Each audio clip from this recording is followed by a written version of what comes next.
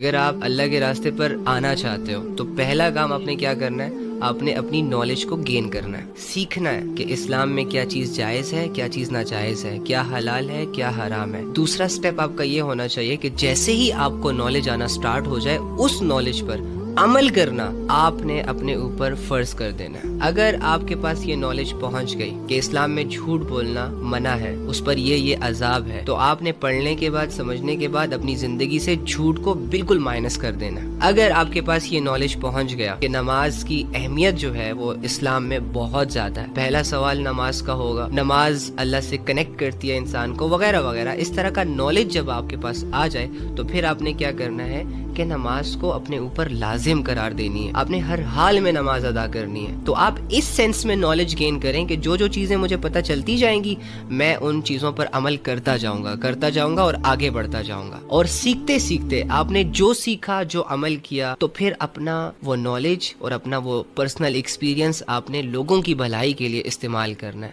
تاکہ آپ دین کو سیکھتے سیکھتے دین کو پھیلانے والے بھی بنے۔ تو انشاءاللہ آپ کی زندگی اتنی پیاری گزرے گی کہ آپ کو گناہوں کا ٹائم ہی نہیں ملے گا، آپ کو بے حیائیوں کا ٹائم ہی نہیں ملے گا۔ اسلام اتنا پاکیزہ مذہب ہے کہ جو بندہ بھی اس میں انٹرسٹ لیتا ہے، اس کو سیکھنے میں اور سکھانے میں اور عمل کرنے میں انوالو ہو جاتا ہے، جو بندہ بھی اللہ سے کنیکٹ ہو جاتا ہے اسلام کے ذریعے سے، اس بندے کے پاس ٹائم ہی نہیں بچتا دنیا کو دینے کے لیے یا دنیا کی خاطر یا دنیا کے لیے۔ ہمیں جو چیز گناہوں کی طرف لے کر جاتی ہے، بے حیائیوں کی طرف لے کر جاتی ہے، نافرمانیوں کی طرف لے کر جاتی ہے، وہ لا علمی اور جہالت ہے۔ جیسے ہی ہماری یہ جہالت کے اندھیرے ختم ہوں گے، ہمیں اپنی آنکھوں سے وہ ساری ناکامیاں نظر آئیں گی جن سے اللہ ہمیں بچانا چاہتا ہے۔ تو ہر نوجوان لڑکے اور لڑکی کو یہ چاہیے کہ وہ اسلام کے لیے، اسلام کو سیکھنے کے لیے، اس پر عمل کرنے کے لیے ٹائم نکالے۔ ادروائز اگر یہ ٹائم ایک دفعہ ختم ہو گیا اور آپ کی موت کا فیصلہ ہو گیا تو آپ یہ خود چاہیں گے کہ کاش اللہ تعالی ہمیں تھوڑی سی اور مہلت دے دے۔